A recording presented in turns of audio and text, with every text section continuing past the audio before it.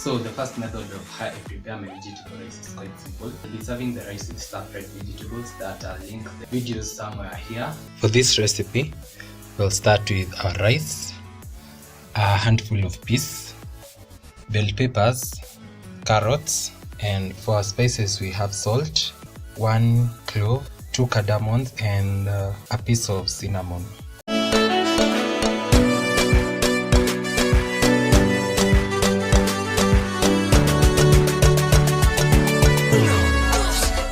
So we'll start off by frying our rice, and for this particular method it's quite simple as compared to the other one where you can end up cooking ugali instead of rice. So we'll crush our cardamom into 2 and we're going to fry them in some oil for about 30 seconds or thereabout so that they can give more flavor to our rice. Also, a question that I've been getting most of the time is which brand of rice do you use? And all I can say is that it doesn't matter on the brand of rice you use, but how you cook it. As you've noticed in my recent videos, I've been using mchele ya kawaida, mchele ya kununua 130 because we're in the middle of a pandemic, and you'll also notice that my rice is always fluffy despite it being very cheap.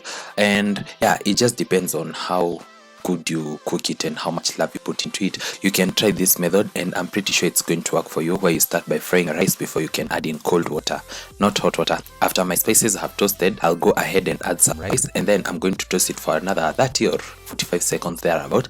Then I'm going to mix everything well so that the rice can blend in with the flavored oil, and then I'm going to add some cold water. This is direct from the tap and it is cold water, so I'm going to stir it again and then cover it, and once it's almost ready I'm going to be back to remove my whole spices. Whole spices hizi ni zile tu tunatumianga kupika pilau, and we are just not grinding them today because you're not making some pilau. And you should also know that whole spices are not edible. They will always float once the rice is almost done, and it's the perfect time to remove them. So I'm going to remove them and then I'll cover my rice and let the water completely dry. Then I'll be back and I'll show you how we can incorporate our vegetables into our rice. So at this point you can see that my rice is well done, and I'm just going to switch it off, and then we are going to add our vegetables. As I earlier mentioned, this particular recipe is very simple because you do not have a lot of complications here and there. Once our rice is ready and fluffy, I'll proceed to put it in a container. You can also do this in a hot pot or the same sufuria that you've used, and I'm going to add in my vegetables. So you should also know that for this particular recipe it is best when you use the female bell peppers. And how to know your bell pepper is female or male, check at the bottom side. When you see 3 lobes, as in huto tunundu tutatu, just know that that is a male bell pepper and that is best for cooking. But this one, since we are eating it raw, just check for the one with 4 lobes, and that means that's a female bell pepper, and that's best for eating raw and for salads. And voila, our rice is ready.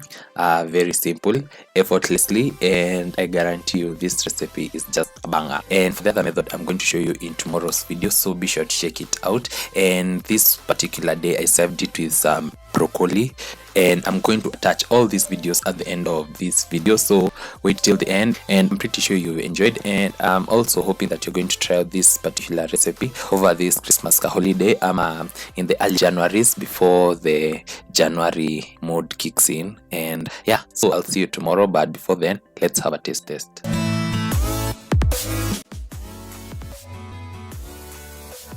I'll start by tasting the rice. The vegetables in the rice are also crunchy.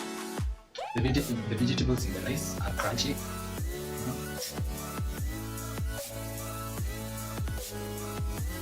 The vegetables in the rice are very crunchy. So let's taste our broccoli.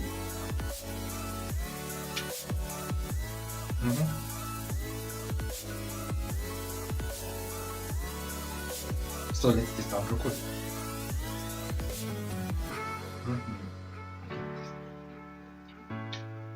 Guy, this thing is so legit. Hey.